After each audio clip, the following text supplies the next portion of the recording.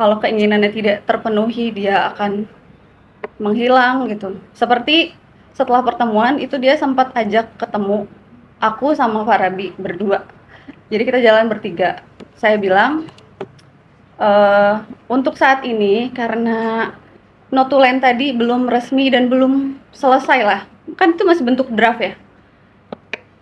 Ica bilang kita nggak bisa ketemu dulu. Kenapa? Karena Ica masih menghargai proses hukum yang masih berjalan kan. Dan juga nggak etis gitu di mata publik atau di mata hukum kalau misalkan Ica masih berkeliaran kayak keluarga gitu layaknya. Padahal hukumnya masih berjalan. Dia nggak mau ngerti. Dia cuman nganggep kalau saya tuh membatasi pertemuan. Saya menghalangi pertemuan dia antara dia dan anaknya. Padahal tujuan saya bukan itu, sama sekali bukan. Saya cuma mau dia memenuhi tanggung jawabnya sebagai ayah terhadap Farabi.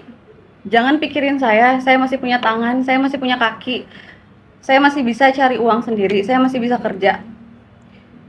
Uang 900.000 ini sudah saya kembalikan. Jadi jangan mengklaim lagi seolah-olah kamu sudah bertanggung jawab sepenuhnya dibandingkan apa yang sudah saya lakukan selama ini. Dari usia kandungan 0 bulan sampai sekarang Farabi udah setengah tahun, sudah 6 bulan. Dan yang saya dengar Andres juga ingin melaporkan saya terkait ITE terhadap konten-konten saya. Silakan aja, saya akan kooperatif dan juga saya rela kalau misalkan harus dipenjara apabila itu memenuhi tanggung jawab anak saya, hak-hak dia sebagai anak, bahkan saya rela mati untuk dia. Sebagai penutup, mungkin untuk Andres, kamu adalah seorang public figure yang mana orang-orang akan melihat atau mencontoh kamu. Saya harap jangan ada manipulatif lagi atau playing victim lagi. Saya selama ini tidak pernah menjelekkan kamu. Saya hanya menceritakan apa yang saya alami selama ini. Kalau itu membuat ceritanya menjadi jelek atau memframing kamu menjadi jelek, saya rasa salahkan sifat dan perlakuan kamu, bukan cerita saya. Saya juga nggak ada berkewajiban untuk menjaga citra seseorang karena perlakuannya sendiri. Dan mungkin nggak usah bawa-bawa Allah ya, karena saya rasa perbuatan kita pun tidak disukai Allah gitu.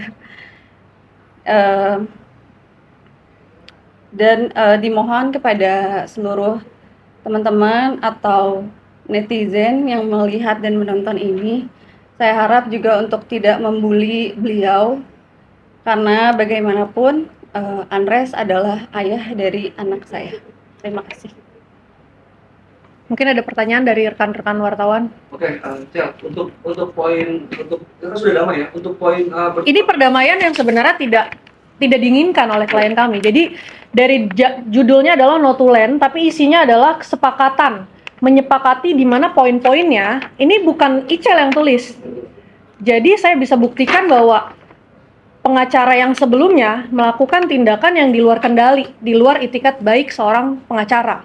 Bahkan di mana seharusnya, maaf saya potong, seharusnya pengacara itu melihat di mana yang paling menguntungkan untuk kliennya, bukan untuk pihak lawan. Maaf, waktu pas pertemuan itu juga memang saya melihat Pak Santo ini kok rasanya berubah ya. Dia yang awalnya sangat ketat, nggak mau untuk damai. Bahkan dia pernah bilang 100 juta untuk damai pun jangan, dia bilang. Tiba-tiba pada hari itu dia berubah pikiran, entah ada angin apa, dia langsung kayak udah nggak apa-apa, kita ikutin aja, kita kan undangan kayak gitu. Terus entah kenapa saya merasa waktu pertemuan itu Pak Santo dengan kuasa hukumnya Andres tuh kayak akrab sekali, dengan Andresnya pun begitu. Jadi ya itulah. Ada dugaan-dugaan kami bahwa perjanjian ini dibuat atas dasar bukan dari kesepakatan klien kami. Karena memang dibuat dari klien kami ada di toilet, langsung dipaksa, disodorin, udah kamu tanda tangan. Bahkan yang membuat ini tulisan tangan bukan tulisan tangan klien kami. Gitu. Jadi pertanyaan saya di situ ada poin pertemuan dengan anak-anak nggak Kak? Karena wawancara terakhir saya dengan Agnes itu, Agnes bilang untuk bertemu anaknya dipersulit oleh ICL gitu. Kalau misalkan di sini nggak ada, di sini cuma ditulis pokoknya antara hubungan saya, Andres dan anak tuh dikomunikasiin berdua aja. Itu tadi kenapa saya tuh selalu ditekan kayak saya selalu memfitnah dia. Saya selalu di framing untuk saya menghalangi dia ketemu anaknya. Saya menghalangi istilahnya hubungan ayah dan anak. Tidak pernah sekalipun. Sekali lagi, saya cuman menghargai proses hukum yang masih berjalan. Kalaupun prosesnya memang sudah selesai, damai sudah disetujui, saya juga nggak mungkin kayak orang gila dong